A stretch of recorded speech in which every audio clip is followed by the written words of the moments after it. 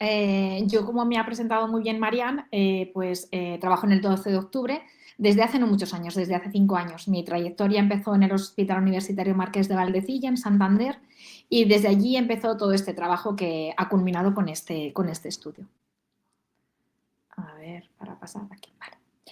Yo me gustaría, a los que estéis ahí, no sé cuántos estáis, si conocéis la existencia de úlceras por presión en quirófano. Podéis contestar con palabra. Yo cuando lo pregunto, la mayoría de la gente me suele decir que no, que en quirófano no suele haber úlceras por presión. Es más, si un paciente está muchas horas en la misma postura, pues que suele salir rojo. ¿Pero alguien me podría contestar?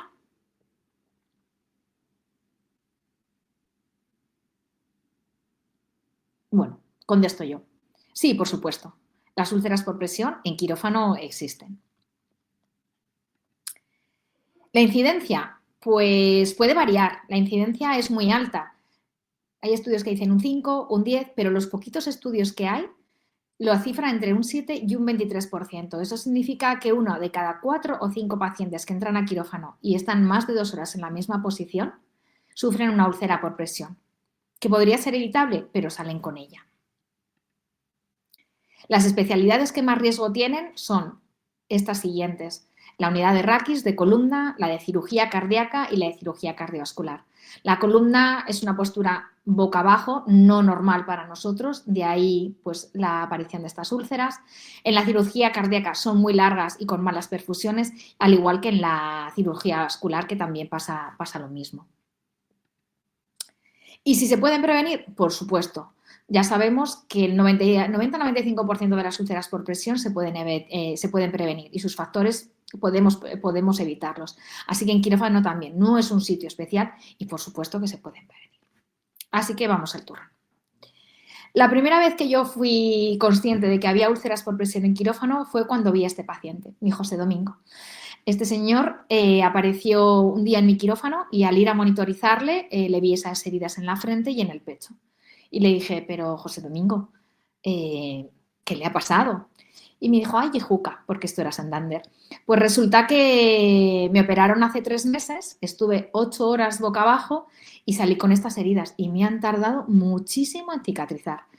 Y la verdad que no sabemos si son quemaduras o qué es lo que realmente pasó.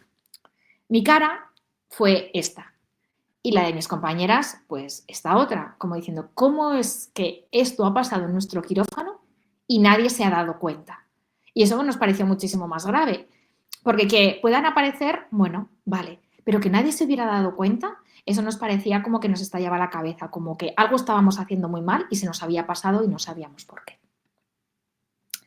Haciendo una recapitulación de qué son las úlceras por presión que todos conocemos, haciendo un repasito breve, pues sabemos que son unas lesiones que sus factores predisponentes son la presión, bueno, pues cuando te aprieta, la fricción, cuando nos roza, el cizallamiento que combina la presión y la fricción, pues estamos tumbados en la cama, nos vamos deslizando, las sábanas van para un lado, nuestro cuerpo va para otro, y para humedad.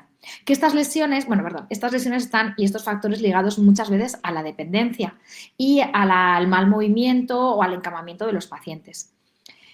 En España, según el último estudio que hay de úlceras por presión de Pancorbo, pues nos dicen que hay en hospitales casi un 9% y se dispara mucho más en centros sociosanitarios y en residencias de mayores.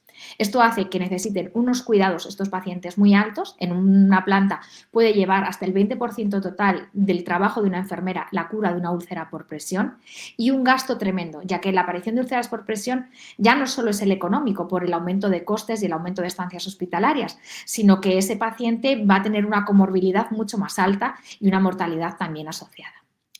De las cosas que nosotros podemos hacer para prevenir las úlceras por presión de manera independiente es el uso de ácidos grasos oxigenados. Sabemos que tienen propiedades de oxigenar la piel, de aliviar la presión y que su evidencia está científicamente probada, lo que hace que nosotros de manera independiente podamos administrarlos sin necesidad de aprobación o de tratamiento de un profesional como pueden ser los médicos. Esto es cosa nuestra y allí nadie más se tiene que meter. Muy bien, esta sería pues una típica postura de quirófano para una columna. Como veis, tenemos presión en un montón de sitios, pero es que también va a haber cizallamiento porque va a moverse al paciente. Con los movimientos de la cirugía se va a mover. También va a haber fricción, porque hay sábanas, porque el paciente, aunque está desnudo, está colocado en superficies que le van a friccionar por el mismo movimiento, y encima tenemos humedad. O sea que en un quirófano tenemos el 4 en 1, o sea, todas las posibilidades que ayudan a que aparezcan las úlceras por presión, las tenemos nosotros.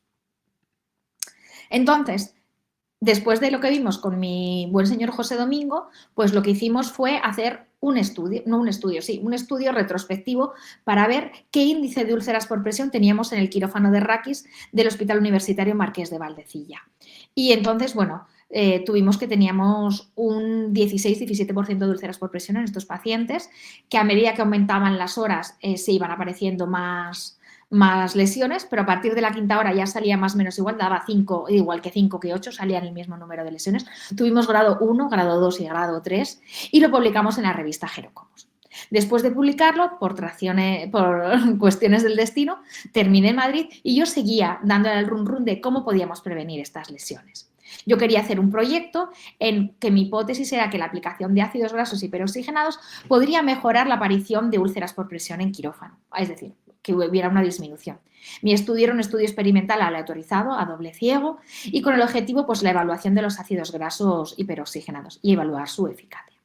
Entonces, bueno, mi población diana no le iba a circunscribir, como hice en Santander, solo a los pacientes de columna, sino que iban a ser pacientes que tuvieran una intervención quirúrgica larga, de más de 3 horas de duración, con unos criterios de inclusión muy, muy fuertes. Tenían que venir con un Braden de 23, sea, venir de la calle como yo ahora mismo. Y, por supuesto, no podían ser portadores, ser mayores de 18 años, firmar nuestro consentimiento, pero lo más importante es que vinieran de la calle andando y sin ningún drenaje y sin ninguna herida. Y también marcamos los criterios de exclusión, que no nos firmaran el consentimiento, que tuvieran algún problema vascular, que tuvieran algún problema que nos diera a entender que no podían participar en el estudio, y con eso yo empecé a plantearlo y a prepararlo para ver cómo podría ser. Nuestra estimación muestral, se hizo con estadística un trabajo de cuántos pacientes necesitábamos para que tuvieran más de 3 horas de duración, para que fuera la población significativamente realista, con un 95% de confianza. Así que necesitábamos 169 pacientes con diversos tipos de variables, de las que luego hablaré. El método de recogida iba a ser un cuestionario ad hoc,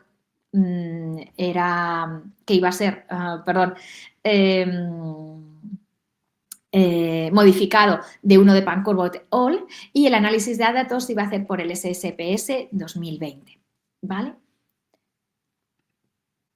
Íbamos a recoger variables dependientes y independientes. Las dependientes iban a ser antropométricas, íbamos a coger altitud, íbamos a coger IMC, cogimos perímetros, sexo, edad, tipo de intervención, también si estaban con algún tratamiento, si fumaban, si tomaban drogas o qué tipo de medicación tomaban.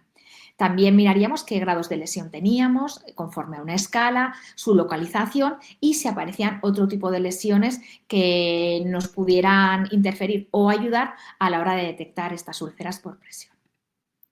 Entonces, nuestro plan protocolo sería así. A la hora del ingreso, yo o alguien del equipo seleccionábamos todos los pacientes que al día siguiente se iban a intervenir de parte único, tenía que ser parte único de más de 3 horas de duración.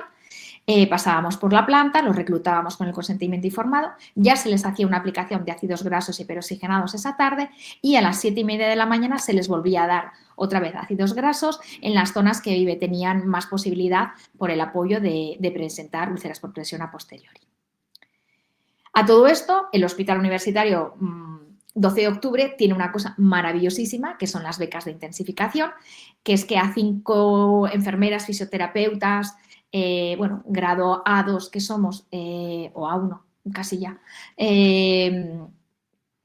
nos dan unas becas para que podamos dedicarnos solamente a nuestro trabajo de investigador y contratan a una persona para que esté en nuestro puesto. Así que tienes toda la libertad para poder hacerlo. Entonces, yo, como ya tenía preparado el proyecto, lo presenté al comité de ética, formé un equipo y pedí la beca. Y maravillosamente me la ha dado. Entonces, durante 6 meses me pude dedicar en cuerpo y alma a hacer este proyecto.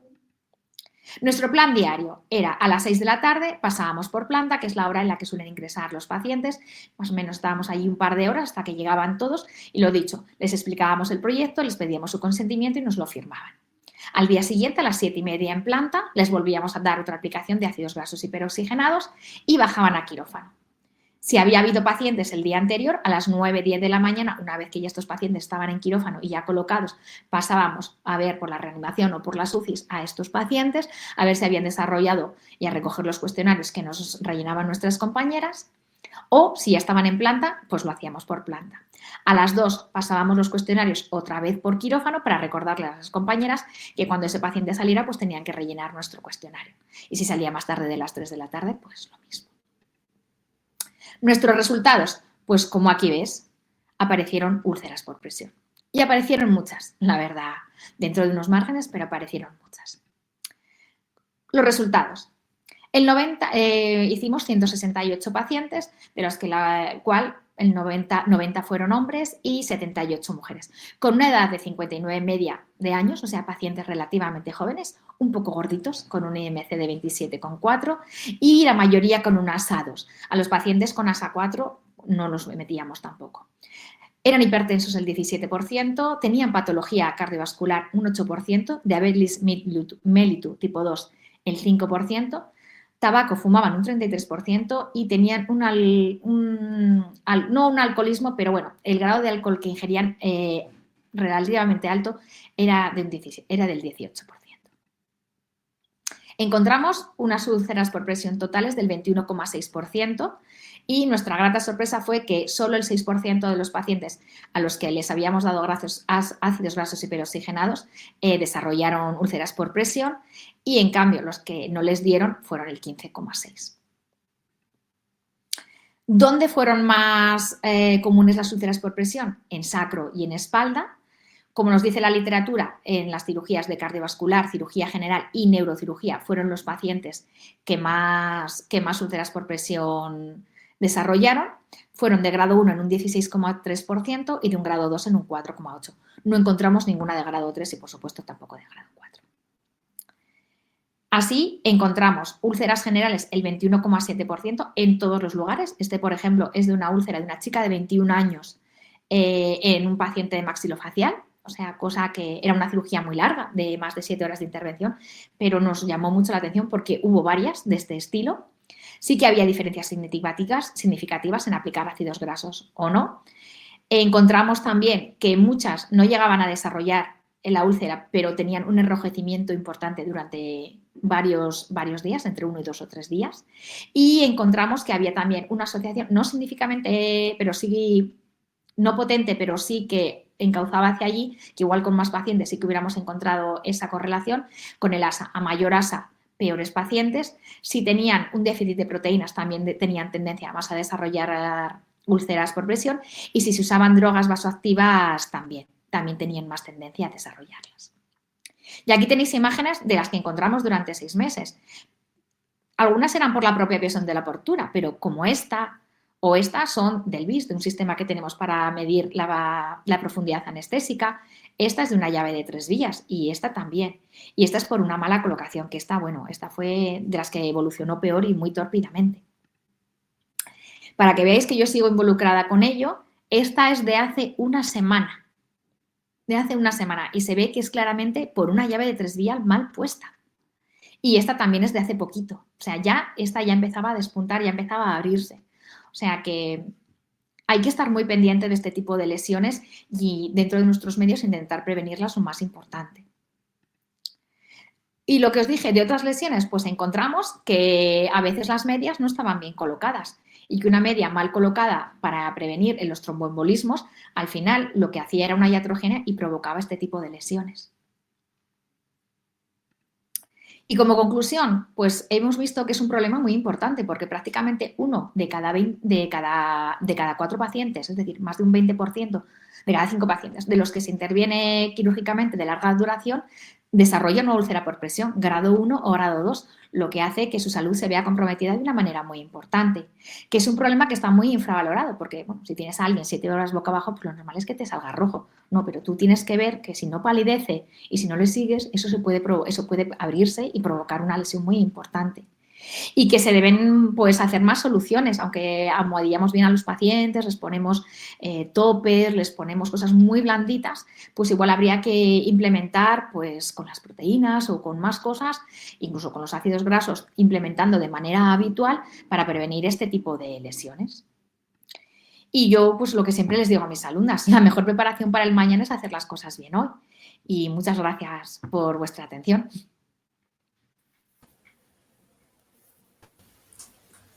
Bueno, María, muchísimas gracias por tu trabajo. La verdad es que te hace reflexionar, ¿no? Yo, hasta que tú me contaste y me hablaste de este trabajo, tampoco me imaginaba la cantidad de úlceras que podía haber en un quirófano. Los asociamos más, ¿no?, a pacientes encamados, en unidades de hospitalización, residencias, institucionalizados. Entonces, me ha parecido un trabajo magnífico, de verdad, y con mucha repercusión. Te quería hacer alguna pregunta.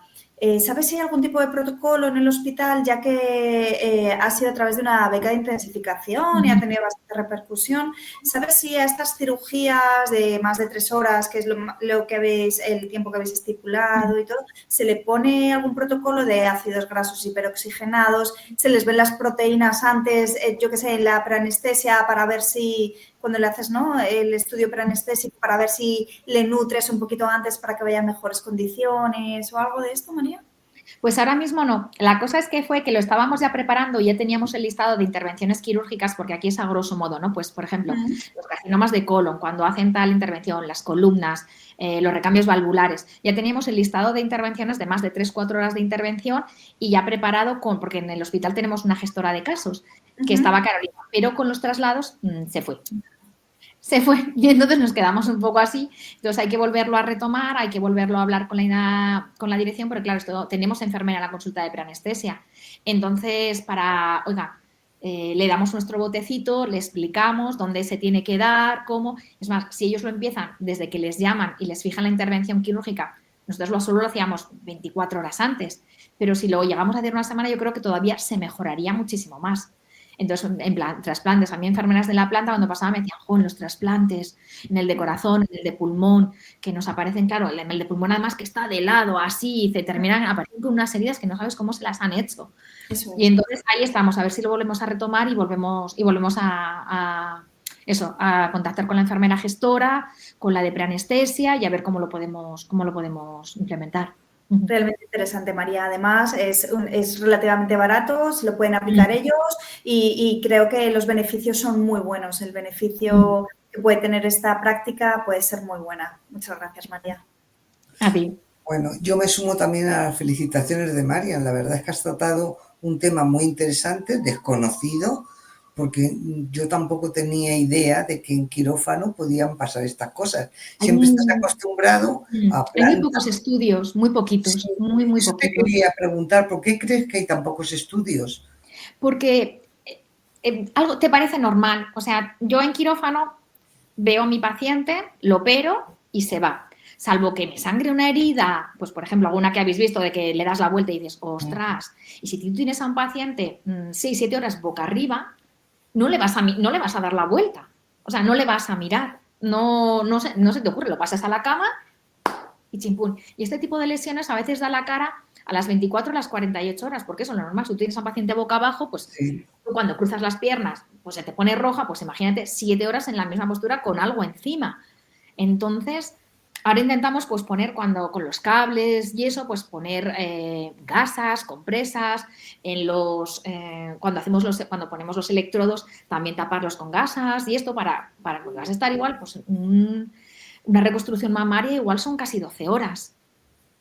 Y va a estar 12 horas con unos electrodos en la espalda, que es que al final eso le va a pinchar y le va a terminar haciendo una herida. Pero claro, que alguien te salgas rojo después de estar en la misma postura, uno, que no lo miras, y dos, pues claro, lleva muchas horas boca abajo, pues lo normal es que salga rojo. Yo cuando revisamos las historias del primer trabajo, el de Gerocomos, las enfermeras de reanimación pensaban que les quemábamos con el bisturí eléctrico. porque como eran así y eran solo de columna, era del trineo en el que se apoyaba y ponía quemaduras por no sé qué. Yo, pero ¿cómo voy a quemarle? Digo, que no, hombre, que no. Y entonces, yo cuando he ido en hospitales y lo he comentado y lo he aumentado, es no, no, no. Es más, cuando yo presenté el estudio, mis supervisoras me dijeron, no vas a encontrar ni una. Pues muchas Y la, felicidades. y la última, la de la llave, es de hace una semana. Y la del chico que se le ve, hay varias, no han salido, pero que se le ve en la coronilla, sí, el del occipital, era un chico joven, o sea, de 40 y algo años, que tenía una mano catastrófica y a él no le dolía la mano. A él decía que le ardía eso, que le hicieran lo que fuera, que le ardía eso. Y era un chico joven, y por un rodete, eso fue por un rodete en quirófano. Muchas felicidades, sí, sigue con ese trabajo. Es muy Sí. interesante, la verdad. Vamos a ver si hay preguntas por el chat, ¿vale? Vamos a ver. Mira, te dice Teresa Sánchez, dice que ella, por supuesto, nunca había visto, o yo es que no sé si lo hemos visto o no nos hemos fijado, ¿no? Yo no Será Una eso, sí. presión en quirófano. ¿Qué es lo que dices, María? Que no Si te lo das Claro, cuenta. si que salga rojo, pues ya está, pero la cosa es cuando tú pones el dedo y no palidece. Claro. Y Es cuando que no no lo palidece dices, asociamos, ya tengo claro. un grado 1, que igual a los 2 días va fenomenal y no pasa nada. Pero miraros las fotos del primer señor, o sea, yo sí, hay muchas más en el artículo, hay muchas más, eso era 3 o 4 meses después, yo diciendo, madre de Dios. ¿Y cómo no nos dimos cuenta? Que ese señor saldría rojo, porque si sale con una herida de quirófano, lo primero que haces es curarle. Si, Claro. yo qué sé, si le has rozado con algo, pues estas abuelitas que tienen la piel tan fina que simplemente con ponerle algo, pues le sale curado con su apositillo. O sea, y no nos dimos cuenta, ese señor salió rojo. Y de reanimación salió rojo. Y fue en la planta cuando se abrió todo y dijeron, pero ¿esto qué ha pasado aquí? Mira, desde la fundación te dicen que es muy buena ponencia. Muchas gracias. Se nota casi. ¿Qué consejos darías al personal de enfermería para prevenir enrojecimientos tempranos en la piel postquirúrgica? Pues moverse, o sea, dentro de lo que lo se pueda, el movimiento activo o pasivo, lo más importante. Y luego, pues los ácidos grasos. O sea, yo me da igual el que sea, marca la que sea. Nosotros nos dio una marca los ácidos, pues nos la dio, que es la que más evidencia o publicaciones tiene. Nosotros nos la dio el Corpitol, o sea, no pasa nada. Pero me da igual el Mepentol, el Inovera, o sea, lo que sea, algo que active la circulación y sobre todo el movimiento. Y luego tener mucho cuidado que seguimos viendo roscos, seguimos viendo cojines con agujero, seguimos viendo muñones, seguimos viendo almohadas ahí para levantarlo, y yo creo que esas cosas, porque pasamos una encuesta en el primer artículo, se nos olvidan y hay que recordar que dices, claro, un muñón, claro, le pongo una almohadita para que esté ahí bien almohadillado ahí debajo y eso no se debe poner, o los roscos, los flotadores, y nada de alcohol, por favor, el alcohol de romero, la colonia, los masajes. No, pero en general, sobre todo el movimiento y los ácidos grasos, yo creo que, sobre todo el movimiento y los ácidos grasos, es muy importante. Marisa Hernández te dice que excelente ponencia. Muchas gracias. Y Norma Francisca Cuevas Jiménez también te felicita, excelente ponencia. Margarita Calderón Miranda también te felicita, excelente ponencia. Yo no sé si está mi mail por ahí, pero bueno, si alguien lo quiere o alguna cosa, Marian lo tiene mi contacto y yo encantada de lo que queráis o dudas o de lo que sea, ya sabéis dónde estoy. Muchas gracias por tu participación y por colaborar con nosotros, María. Muchas gracias a vosotros y por invitarme. Y muchas gracias al Comité Científico y a ti, Marian, sobre todo, por haberme involucrado en este trabajo tan bonito.